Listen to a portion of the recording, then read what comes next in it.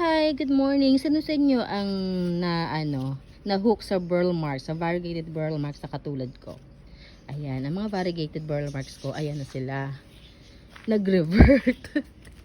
Nag-revert sila mga ma'am. So sabi ko, para lang ma-save ko yung mga yung mga variegated, kasi wala nang magagawa sa nag-revert na yun or magre-research tayo kung paano gagawin, or sa mga experts diyan paturo naman ako paano sila maibalik.